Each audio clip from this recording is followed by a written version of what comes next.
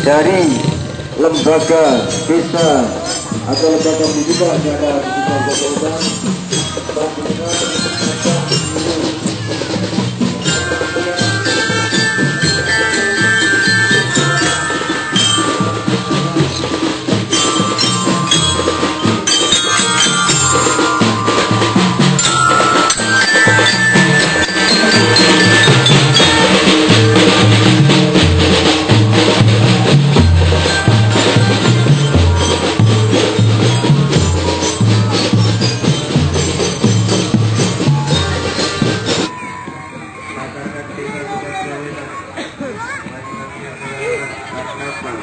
Dalam rangka memperingati hari ulang tahun Republik Indonesia yang ke-69, sebuah barisan timbalan pengibat perjuangan Islam, yaitu mengingat kembali perjuangan para pahlawan yang berjuang mati-matian, berkorban jiwa dan raga sampai titik darah penghabisan.